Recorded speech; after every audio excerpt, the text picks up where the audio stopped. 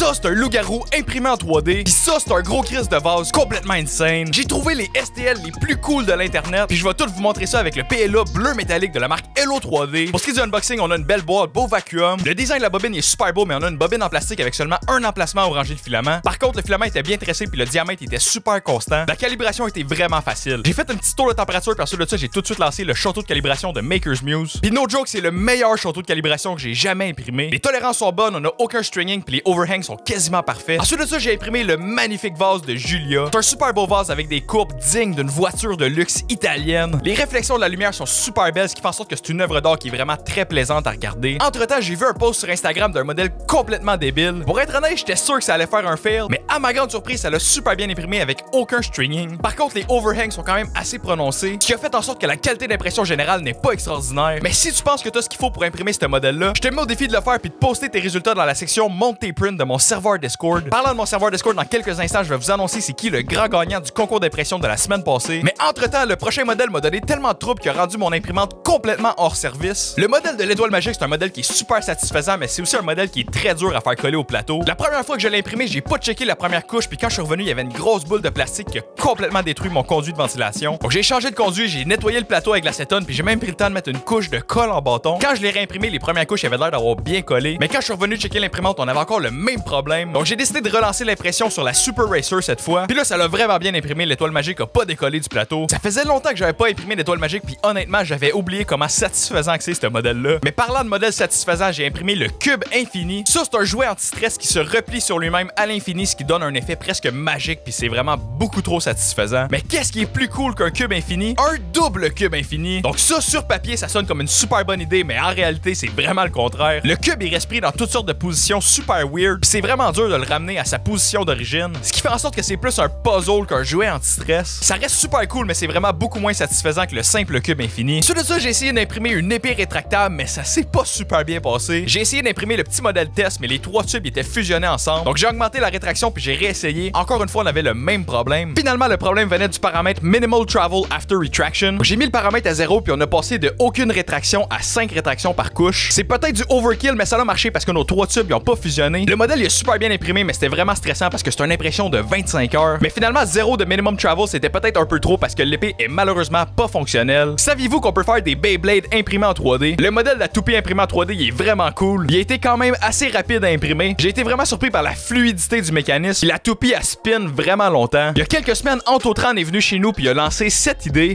La combinaison est autre par contre. Quand j'ai vu ce modèle-là sur My Mini Factory, j'ai pas pu m'empêcher de l'imprimer. Mais malheureusement, j'ai manqué d'électricité pendant 2h30, ce qui a fait en sorte que le print s'est décollé du plateau. Mais Anto, je te promets que je vais le réimprimer puis je vais te l'envoyer par la poste pour que tu puisses l'essayer par toi-même. La semaine passée, je vous ai demandé de me montrer vos modélisations les plus cool sur mon serveur Discord. Et l'impression qui a reçu le plus de likes, c'est celle du drone imprimé en 3D. Donc félicitations à Nylon, je vais t'envoyer ton kilogramme de PLA dans les prochains jours. Il me reste seulement un print à vous montrer. Puis ensuite de ça, j'ai quelque chose de complètement énorme à vous annoncer. Le prochain print, c'est un modèle de loup-garou qui est juste complètement insane. Sa fourrure, ses oreilles, son expression faciale, tout est absolument parfait à propos de ce modèle-là. Pour ce qui est de l'impression, par exemple, c'est une autre histoire. Les supports, ils ont fusionné au modèle, ce qui a fait en sorte qu'il était vraiment dur à enlever, puis ils ont laissé des marques considérables sur l'impression. Mais j'ai essayé de réimprimer le modèle avec les supports arborescents de Cura. Et honnêtement, c'est le jour et la nuit. Les supports s'enlevaient super facilement, puis ils ont pas laissé de marque sur le modèle. Donc la morale de l'histoire, si vous allez imprimer une figurine qui a besoin de supports complexes, imprimez-les avec des supports arborescents, c'est beaucoup mieux. Si vous êtes intéressé par ce filament-là, Cartouche Escompte et moi, on a fait un partenariat pour vendre du filament Hello 3D directement sur mon site web. Puis c'est pas juste du bleu métallique, j'ai tout plein de couleurs, tout plein de matériel. Mais le meilleur dans tout ça, c'est que le shipping est plus rapide qu'Amazon. On offre le shipping en 24 heures partout au Québec. Donc si vous voulez m'encourager avec votre prochaine commande de filament, 3dprintedfish.com, le lien est dans la description comme tous les autres modèles que je vous ai présentés aujourd'hui. En conclusion, le filament il est super beau, les éclats métalliques sont absolument insane puis il était vraiment facile à calibrer. Par contre, on a une bobine en plastique avec seulement un emplacement pour ranger le filament. Donc pour ces raisons, j'y donne la note de 7.85 sur 10. Si tu trouves que ce filament-là m'a donné de la misère, attends de voir la vidéo du pire PLA que j'ai essayé.